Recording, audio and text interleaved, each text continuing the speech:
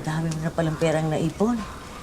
Eh, nag-iipon po talaga ako ng maigi para balang araw makapagtayo ako ng negosyo. Pagod na rin po ako maging empleyado eh. Tsaka gusto ko pong mabago na ang buhay natin. Oo nga eh. At saka may tumas ka na nga. Naku! Nay naman eh.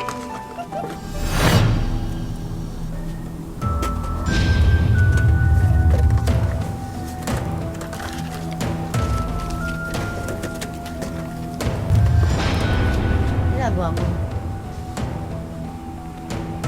Nanakawan mo ng pera, anak ko? Hindi ko. Wala akong ginagawa. Naghahanap lang ako ng damit. Anong damit? Kitang-kita ko. Susumbong kita pagdating ng anak ko. Baka akala mo hindi ko alam na ayaw mo sa akin para sa anak mo. Kung mag-alala, ayoko rin sa'yo. Ano? Huwag ka magsusumbong sa anak mo. Ito, tutasin kitang matanda. Eskwelahan na ba si Satana? Mukhang doon pareho graduate yung si Lito at yung si Tomas eh. Parehong summa cum laude. Summa cum laude ng kademonyohan.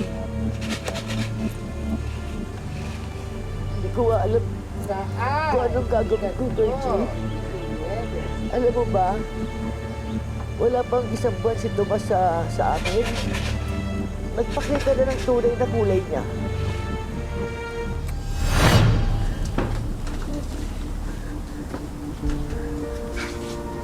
Ay, kulang. May gumula ba nitong pera ko? Sasabihin ko naman sa iyo eh, pero natatakot ako sa nobyo mo. May ano? Si Tomas. Siya nakita ko kumuha ng pera. Yossi, hindi totoo yan. Gagawa ko ba naman sa'yo yun? Sa 3 taon natin, minsan hindi ko kinalaw ang pera mo. Itong nanay mo, siya nagnakaw ng pera mo. Oh, ayun ang ebidensya, oh.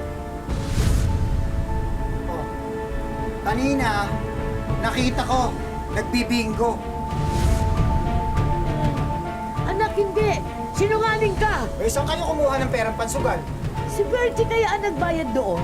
Huwag nga kayo sinungaling. Alam ko naman na ayaw niyo sa akin eh. Kaya sinisiraan niyo ako sa anak niyo, kaya binabaliktad niyo ako. Kayo lang ang nakakaalam na nandito ang pera ko. Hindi alam ni Tomas na nandito yung ipon ko. Bakit pinaniniwalaan mo yung lalaking yan? Demonyo yan! Sinaktan pa mo ng... Hindi ko kayo sinasaktan. Huwag niyo ako binabaliktad niyo. Huwag mo ako Tama na kayo dalawa! Tama na!